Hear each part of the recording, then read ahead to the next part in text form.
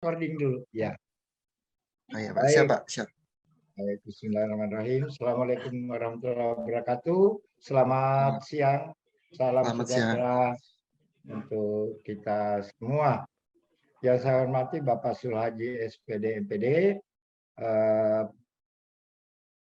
penguji, rekan penguji dalam uji komprehensif PPG Daljab 2022. Yang saya hormati Pak Firman sebagai admin kita dalam Daljab 2022. Baik, Bapak Joshua, saya banggakan. Selamat Anda sudah bergabung di tahap berikutnya, tahap uji komprehensif. Mudah-mudahan akan berlanjut di tahap berikutnya. Kita sudah hampir ke tahap nanti ke PPL. Baik, silakan Pak Joshua berdoa sesuai agama dan kepercayaannya. Ya.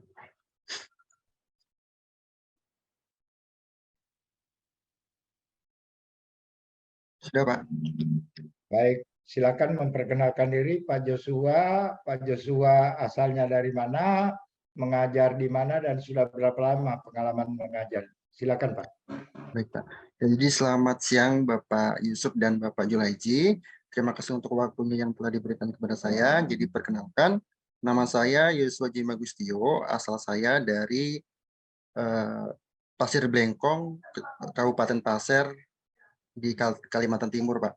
Jadi saya ditempatkan di unit sekolahnya di SMA Negeri 1 SMA Negeri 1 Pasir Blengkong. Jadi sebenarnya saya baru Pak di SMA ini Pak, baru sebelum PPG saya baru pindah seminggu Pak, baru pindah ke SMA. Sebelumnya saya mengajar di SMK Pak. Jadi awal mengajar saya di tahun 2017 dan sedangkan di tahun 2022 Agustus di pertengahan saya pindah ke SMA Negeri 1 Pasir Blengkong Pak. Gitu Pak. Nah, waktu di SMK Bapak mengajar apa Pak? Kalau di SMK saya mengajar multimedia Pak, tapi lebih banyaknya ke arah simulasi digital Pak. Kalau di SMA ini saya dipercaya untuk mengajar informatika Pak. Di SMA. Iya Pak. Ya, baik. Bapak Joshua atau Pak Jimmy ini saya panggil. Bisa Pak Yusra, bisa Jimmy Pak. Baik, Pak Joshua, silakan Bapak menceritakan materi-materi apa saja yang Bapak pelajari selama melaksanakan PPG 2022 ini. Oh, iya. Jadi Pak, selama PPG ini ada beberapa materi yang telah saya dapati. Yang pertama itu adalah tentang mengidentifikasi sebuah masalah Pak. Jadi sebenarnya ketika masuk PPG ini jauh dari yang saya pikirkan Pak. Karena yang saya pikirkan awal itu Pak, PPG ini kita akan belajar profesionalnya Pak. Ternyata setelah masuk PPG, oh ternyata beda nih. Ternyata kita akan mengidentifikasi masalah. Ternyata itu beruntut Pak dari awal sampai akhir itu ternyata itu berkesinambungan. Nah, yang saya pelajari Pak, di awal kita akan melakukan yang namanya identifikasi masalah. Nah, setelah kita menemukan berbagai masalah yang kita dapat, kita akan melakukan yang namanya eksplorasi penyebab masalahnya. Setelah kita mengeksplorasi penyebab masalah melalui kajian-kajian literatur, melalui buku, dan juga wawancara kepada teman sejawat, guru, pakar, dan juga ke kepala sekolah dan juga pengawas sekolah, kita akan dituntut lagi untuk ke langkah selanjutnya, yaitu untuk menentukan akar masalah dari penyebab masalah yang sudah dieksplorasi. Nah, setelah kita menemukan akar penyebab masalahnya, nah kita akan dituntut lagi untuk mencari sebuah solusi dari masalah yang telah kita temukan tadi melalui penentuan akar masalah. Nah, setelah kita menentukan mengeksplorasi sebuah solusi, kita akan dituntut lagi untuk menentukan solusi apa sih yang cocok digunakan untuk menghadapi atau menyelesaikan permasalahan-permasalahan yang sudah kita identifikasi. Jadi ada beberapa masalah yang kita identifikasi, kita menentukan ada 4 masalah yang kita cari solusinya, Pak. Nah, setelah kita mendapatkan solusinya untuk setiap masalah, kita dituntut lagi untuk membuat yang namanya rencana aksi, di mana rencana aksi ini adalah sebuah rencana-rencana aksi-aksi yang kita buat untuk menyelesaikan sebuah masalah melalui solusi yang kita buat di dalam rencana aksi tersebut, Bapak. Jadi itu yang saya pelajari selama mengikuti PPG ini, Pak. Baik, mungkin silakan Pak Sulaiman lebih dalam lagi.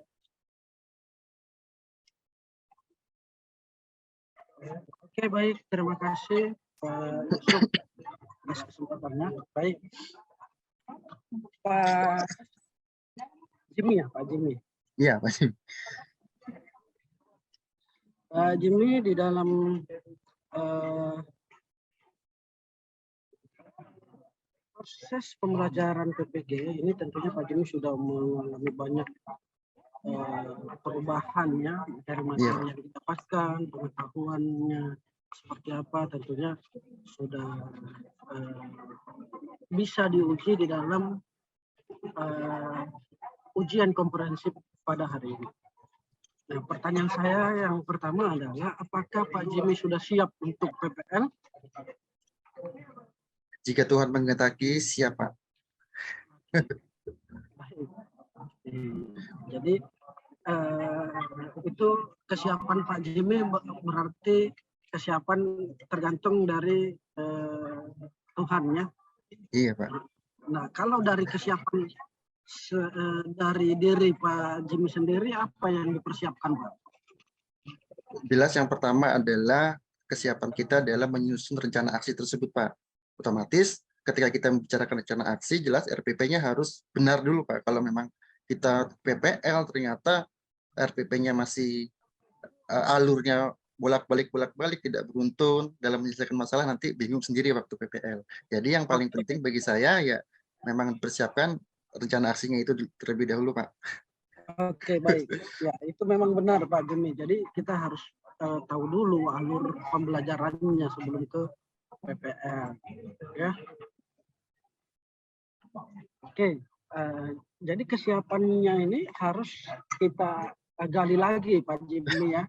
Seperti apa sih kesiapan yang Pak Jimmy maksud tadi? Oke, baik. Yang pertama saya ingin mengetahui dulu, kan tadi Pak Jimmy mengatakan ada 4 akar permasalahan di dalam kelas Pak Jimmy. Ya, oke, bisa disebutkan Pak Jimmy? Oh ya, jadi permasalahan awalnya ini Pak, ini lebih banyak saya ambil dari hasil wawancara Pak. Karena kalau kita berbicara refleksi diri, karena saya masih baru Pak, belum ada seminggu sebelum masuk PPG, jadi saya belum bisa menilai bagaimana sih siswa itu. Jadi rata-rata masalah ini saya dapat dari hasil wawancara dan juga dengan kajian-kajian literatur. Nah, sedangkan masalah yang 4 yang terpilih itu Pak, yang pertama adalah semangat belajar siswanya rendah Pak. Yang kedua ada kesulitan siswa dalam memahami materi informatika. Yang ketiga ada kurang optimalnya model pembelajaran yang digunakan oleh guru. Yang keempat adalah media ajar TIK-nya kurang menarik, Pak. Itu, Pak. Yang ketiga tadi apa, Pak? Kurang optimalnya model pembelajaran, Pak. Yang inovatif. Kurang optimal ya. Oke. Nah, masing-masing permasalahan ini itu solusinya apa yang diambil Pak? Solusi dari masing-masing permasalahan ini. Ya, Pak. Jadi untuk semangat belajar, rata-rata Pak untuk solusinya lebih mengarah ke model Pak kebanyakan Pak ya. Contohnya di semangat belajar rendah itu dapat diatasi dengan menggunakan yang namanya model pembelajaran yang inovatif Pak. Yang saya gunakan adalah PBL. Sedangkan untuk kesulitan dalam belajar informatika ini sama Pak. Solusinya memang harus menggunakan yang namanya PBL karena ketika kita menggunakan ceramah saja untuk materi informatika tuh siswa memang lebih sulit untuk menerima sebuah materi. Makanya dari situ perlu siswa itu dituntut untuk berpikir kritis Pak. Oleh karena itu memang harus diterapkan dengan model pembelajaran yang inovatif. Yang saya pilih tetap ada PBL Pak. Dan yang ketiga kurang optimalnya pembelajaran itu karena memang kebanyakan guru-guru yang sekarang apalagi di SMA saya itu Pak, kebanyakan guru-gurunya itu guru-guru tua Pak. Jadi memang lebih banyak menggunakan yang namanya model ceramah dan seperti itu Pak. Jadi dari masalah yang ketiga ini dapat solusinya Pak, kembali lagi yaitu menggunakan model pembelajaran yang inovatif Pak. Sedangkan yang keempat tadi yaitu kurang menariknya media ajar, solusi yang saya tawarkan adalah dengan membuat sebuah media ajar presentasi Pak, namun berupa media pembelajaran yang interaktif Pak. Jadi ada keterkaitannya antara guru dengan medianya, medianya juga dengan siswanya Pak. Seperti itu Pak. Jadi lebih ke arah multimedia interaktif Pak. PowerPoint Pak. Begitu Pak.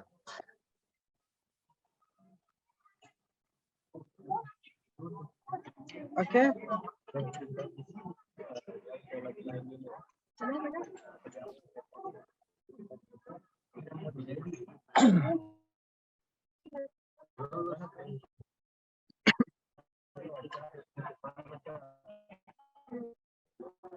Kalau menurut Pak Jos,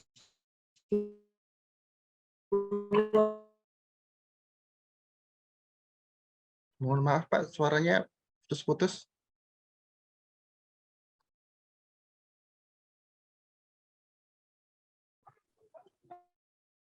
Mohon maaf Pak, suaranya putus-putus Pak. Ya, oke. Kalau menurut Pak Joshua ini dari berbagai permasalahan ini solusinya hanya model pembelajaran, itu ya? Lebih mengarah ke model dan juga metode sih Pak. Iya. Artinya apapun makanannya, minumannya tetap teh botol sosro gitu kan? Iya Pak, benar. Apapun penyakitnya, obatnya cuma satu, paracetamol gitu kan? Iya. Gimana Pak? Iya Pak. Menurut Jadi Bapak? memang, ya, jadi memang kalau kita bicarakan masalah yang sudah teridentifikasi, memang lebih cocoknya condongnya memang ke arah model Pak. Contohnya saja tadi siswanya rendah. Kenapa siswanya rendah? Ternyata gurunya di kelas ini suka ceramah, tidak ada feedbacknya dari siswanya. Siswa tidak disuruh untuk mendorong siswa untuk kreatif, untuk berpikir kreatif. Jadi ya ujung-ujungnya ya memang siswa itu memang harus, guru itu harus memang menggunakan model pembelajaran yang inovatif agar kiranya siswa itu dapat didorong untuk berpikir kritis itu Pak. Menurut saya. Iya, begini Pak Jimmy, Ya, Pak. dalam mengidentifikasi sebuah permasalahan dan menarik sebuah solusi itu ibaratnya analisa kita itu harus tepat solusinya. Iya, Pak. Itu kan? Iya Pak. Kira-kira saya tanya dulu Pak Iya, Pak. Jimmy. Pak Iya, Jimmy Pak. saya tanya. Yang membuat semangat siswa itu rendah, semangat belajar siswa rendah itu apa? Akar masalahnya Pak ya? Iya. Oh iya. Kalau semangat belajar siswa rendah, akar masalah yang saya temukan kemarin itu ada ternyata upaya guru dalam mengelola kelas itu Pak kurang baik. Upaya guru dalam mengelola kelas itu kurang baik. Mengelola kelas. Iya. Pengelolaan kelas. Ya, pengelolaan kelas. Itu berdasarkan literatur. Iya Pak, literatur Pak.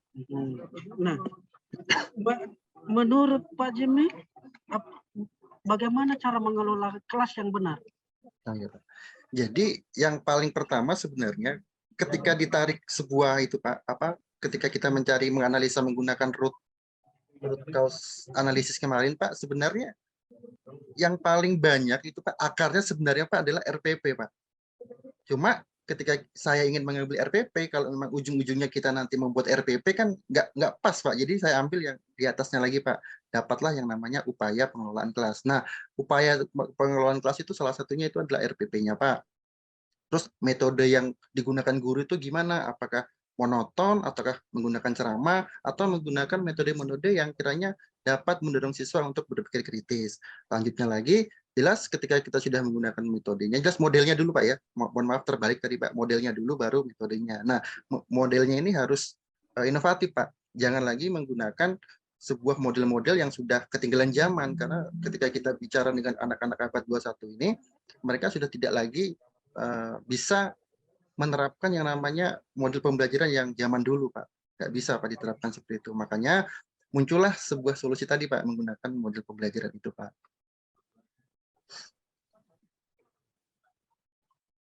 Oke.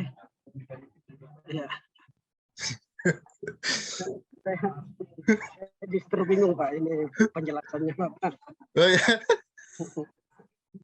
Jadi RPP-nya gitu kan, pengelolaan Iya Pak. kelas itu dari RPP-nya. RPP-nya RPP-nya ya harus Pak. iya, Harus jelas. intinya modelnya gitu. Iya, Yang Pak. nggak perlu medianya terserah mau pakai apa kan gitu ya. Ya, medianya menyesuaikan sih Pak. Tapi sebisa Nah. mungkin ya harus interaktif sih Pak. Oke. Nggak lagi Saya menampilkan lanjut, Pak. PDF gitu. Iya Pak. Oke, saya lanjut Pak. Masalah tentang kesulitan memahami materi. Iya Pak. Ini modelnya juga. Modelnya, metodenya Pak juga. Metode dan model sih Pak. Nah biasanya Pak kalau kita membicarakan soal materi informatika, itu kan ada yang namanya materi memang materi saja, ada yang langsung ada yang praktikumnya juga, dan lain sebagainya Pak. Nah setiap materi itu kan Pak tidak bisa disamakan Pak menggunakan metode apa kan begitu Pak ya. Tapi ketika kita bicarakan tentang informatika, jelas itu nanti di dalam informatika itu ada apa namanya itu IT-nya lah Pak ya. Jadi ada IT-nya. Jadi memang apa namanya itu guru tuh harus bisa, apalagi di sekolah saya itu Pak, di pedalaman Pak, misalnya pinggiran lah Pak ya. Jangankan komputer Pak, megang mouse aja mereka tidak pernah Pak, kan gitu Pak istilahnya. Jadi bagaimana kita bisa menerapkan sebuah materi yang bagus agar kiranya siswa itu tidak kesulitan. Oleh karena itu saya mengambil solusi ya memang menerapkan model tadi Pak yang inovatif, terus di-combine dengan metode yang menyenangkan seperti metode permainan atau metode debat pros and cons, ada role playing dan sebagainya. Pak Jimmy, saya berikan ilustrasi Pak Jimmy. Iya, Pak. Ketika Pak Jimmy kesulitan mengidentifikasi sesuatu, hal apa yang bisa memberikan bayangan kepada Pak Jimmy untuk mengetahui hal tersebut? Gimana Pak? Gimana Pak? Ketika Pak Jimmy mengalami kesulitan untuk mengidentifikasi, katakanlah begini, iya, Pak Jimmy susah mengenali orang, gitu kan? Iya Pak. Mengenali orang. Apa yang Pak Jimmy ingin ketahui pertama dari orang tersebut? Jelas yang paling pertama melakukan pendekatan dulu Pak untuk mencari tahu siapa sih orang ini kan gitu Pak. Namanya. Jadi kalau kita ya dari namanya, tempat tinggalnya, iya Pak. Artinya kalau kita kesulitan mengidentifikasi seseorang, yang pertama ingin kita ketahui adalah namanya, siapa sih namanya, kan gitu. Iya Pak. Nah begitu juga sebenarnya dengan kesulitan memahami materi. Ya, kita harus ketahui dulu namanya, ini luarnya dulu. Namanya, tempat tinggalnya, kan gitu ya. Iya. Sehingga dengan seperti itu kita baru tahu, oh perkiraannya orangnya yang ini, kan gitu. Baru setelah kita tahu orangnya, baru kita ketahui sifatnya bagaimana, tingkah lakunya seperti apa. Itu setelah kita dekat, kan gitu. Nah, sama halnya ketika kita kesulitan mengalami dalam hal memahami materi, kita harus tahu dulu ini nama materinya apa. Kemudian setelah itu kita tahu, oh ini materi yang diajarkan, kemudian menggunakan metode katakanlah PBL yang Pak Jimmy tadi katakan. Nah, jadi luarnya dulu Pak, luarnya dulu yang harus diketahui, yang siswa harus ketahui, kan gitu. Nah, baru nanti masuk ke dalam, baru cara pembelajarannya, model pembelajarannya, kan gitu. Nah, kalau luaran dari mata pelajaran tersebut itu apa? Yang dilihat oleh siswanya dulu apa? Sebelum masuk ke modelnya. Model. Kan itu yang harus diketahui dulu, luarnya dulu. Ya, Pak. Belum langsung masuk ke metodenya. Kan gitu. Bukan masuk di modalnya. Itu modal nanti belakangan. Modal apapun yang digunakan, kalau siswanya nggak paham ini mata pelajaran, ya siswanya nggak akan tertarik, Pak. Nggak akan bisa masuk ilmunya. Jadi yang membuat daya tarik siswa untuk memahami materi tersebut adalah tampilannya dulu seperti apa, sehingga menarik dan mudah untuk belajar. Kalau mudah untuk belajar, ya ini materinya mudah untuk diserap oleh siswa. Berarti lebih ke media itunya Pak ya, media ajarnya Pak ya? Iya. Bagaimana kita mau mengajarkan siswa dengan model-model ini, tapi media yang kita sajikan media biasa-biasa aja. Siswa nggak ada daya tarik untuk belajar, Pak.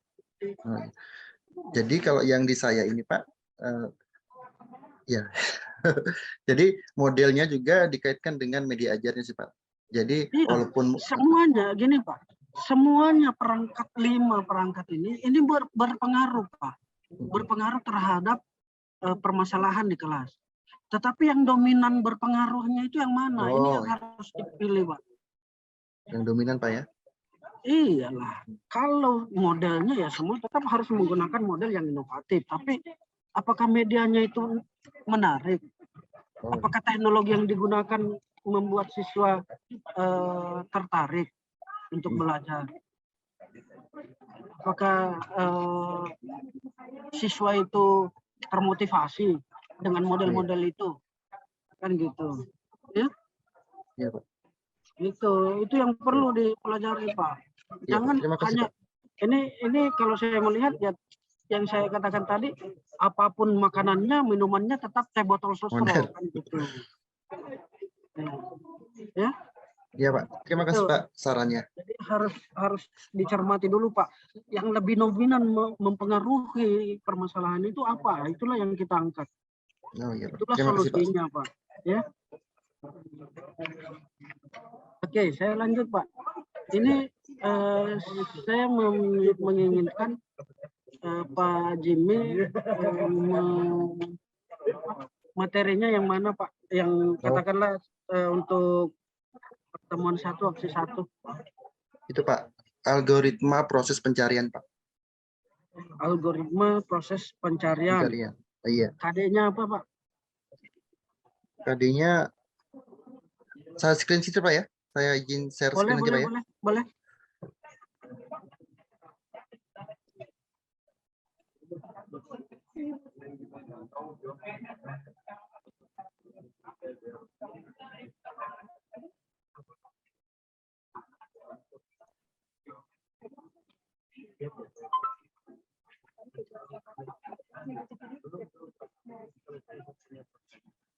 Kelihatan Pak? Belum. Aduh, nge-lag. Kelihatan Pak? Oke, udah. Oke, kompetensi dasarnya 3 berapa ini Pak? Ya. Jadi untuk informatika nih Pak di SMA ini menggunakan kurikulum Merdeka Pak. Jadi kami tidak disiapkan untuk kompetensi dasarnya Pak. Jadi kita hanya disiapkan CP-nya aja Pak. Jadi dari CP ini kita buat KD-nya sendiri Pak. CP-nya apa Pak? Ini Pak. Pada fase akhir E, siswa mampu memahami strategi algoritmik standar sebagai penerapan berpikir komputasional pada berbagai bidang untuk menghasilkan beberapa solusi dari persoalan dengan data diskrit bervolume besar. Untuk KD-nya ini Pak, menerapkan computational thinking untuk menyelesaikan persoalan komputasi yang mengandung struktur data kompleks dan berpola. Kedua, ada membuat algoritmik standar pada kehidupan sehari-hari Pak. Indikatornya ada C2, C2, C4, dan C2 dan C6 Pak.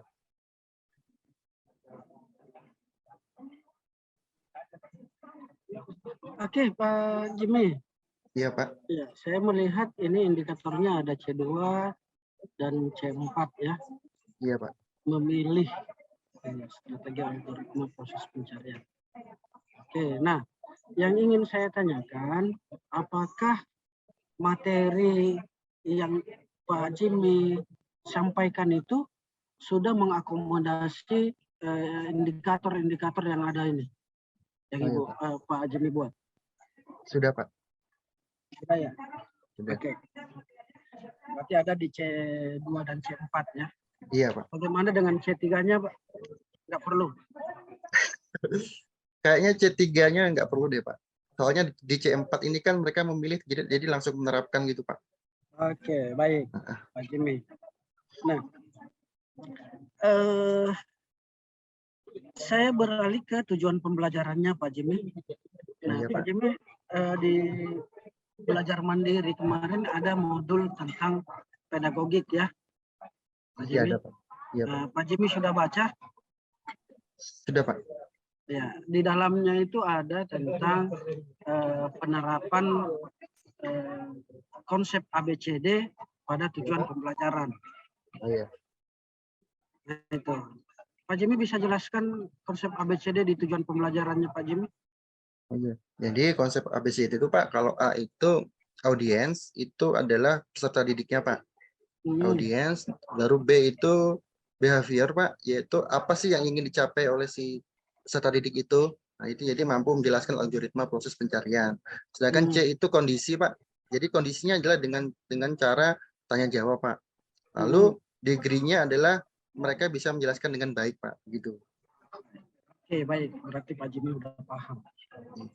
Oke, lanjut ke metodenya Pak. Ini Pak Jimmy menggunakan pendekatannya TPACK dan modelnya problem based learning, serta metodenya adalah simulasi atau permainan, ceramah, diskusi, dan tanya jawab. Nah, yang ingin saya gali di sini berkaitan dengan model pembelajarannya Pak Jimmy.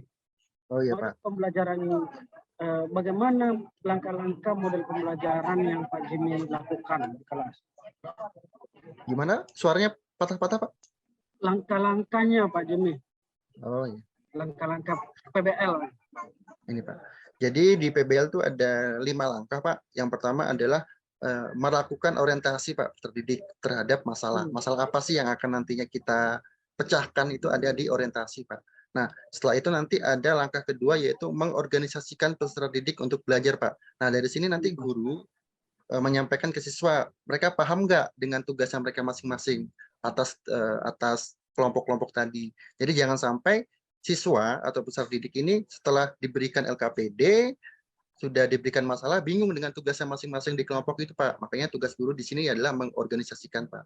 Lanjut di sintak ketiga, guru akan membimbing penyelidikan. Nah biasanya Pak di sini akan melakukan keliling kelas gitu Pak, memantau siswanya. Oke, cukup Pak Jimmy, cukup. Saya sudah bisa membayangkan apa yang Pak Jimmy lakukan di dalam kelas. Oke, yang terakhir Pak Jimmy, bagaimana dasar Pak Jimmy dalam menyusun evaluasinya? Oh, evaluasi Pak ya. Ya, evaluasi di penilaian Pak ya. Ya. Nah, jadi untuk penilaiannya menerapkan 3 penilaian Pak. Ada sikap, ada pengetahuan, ada keterampilan Pak. Nah, dalam membuat sebuah di pengetahuan itu kita harus membuat kisi-kisinya dulu Pak. Nah, kisi-kisinya nanti itu ada indikator soal, di mana indikator soalnya itu adalah yang menentukan soal apa sih yang akan kita buat. Contohnya indikator soal diberikan pernyataan apa. Jadi nanti soalnya adalah tentang ada pernyataannya. Nah, semua indikator soal itu turunannya adalah dari indikator pencapaian IPK kompetisinya Pak. Oke. Jadi jangan saya bisa mendengarkan contoh soalnya Pak Jimmy. Oh iya. Contoh soalnya di C yang HOTS atau yang LOTS-nya Pak? Ya, yang HOTS sesuai dengan indikatornya kan? Oh ya, contohnya yang HOTS Pak ya, yang memilih ini Pak ya. Jadi nanti di indikator soalnya adalah peserta didik disajikan studi kasus. Nah, dari studi kasus itu nanti peserta didik akan memilih strategi apa sih yang cocok untuk menemukan hasil dari pencarian itu. Jadi nanti itu siswa dituntut untuk menganalisa dari studi kasus yang saya berikan itu Pak. Oke, baik. Terima kasih Pak Jimmy sudah menjawab pertanyaan saya. Dari saya cukup. Silakan Pak Ucup.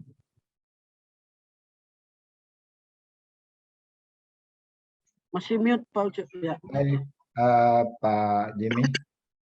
Ya Pak Yusuf. Ada berapa jenis penilaian dalam Ada 3 proses Pak. pembelajaran? Ada 3. Ada 3. Iya. Apa saja itu, Pak? Ada sikap, ada Hmm. pengetahuan, ada keterampilan. Baik. Nah, misalnya kita ambil pengetahuan. Iya Pak. Instrumennya pengetahuan yang Bapak kembangkan apa, Pak? Tes Untuk tertulis Pak. mengukur tes tertulis. Tes tertulis. Iya. Baik. Nah, dari mana Bapak mengacu mengembangkan soal-soal pada tes tertulis tersebut? Oh ya Pak. Jadi sebelum kita membuat sebuah soal, kita harus membuat yang namanya kisi-kisi Pak. Nah, kisi-kisi nanti itu di dalamnya itu ada indikator soal, di mana indikator soalnya itu nanti turunannya dari indikator pencapaian kompetensi Pak. Jadi Baik. dari situ Sudah. Sampai di situ. Baik, untuk sikap Bapak menggunakan instrumen apa, Pak? Ya, kalau sikap saya itu Pak, keliling itu apa? Pengamatan Pak, observasi. Observasi. Iya Pak. Kalau psikomotorik, keterampilan, Bapak gunakan apa? Ada 2 Pak. Kinerja dengan portofolio Pak. Terus lembar penilaiannya berupa apa, Pak? Gimana Pak? Lembar penilaiannya itu berupa apa, Pak?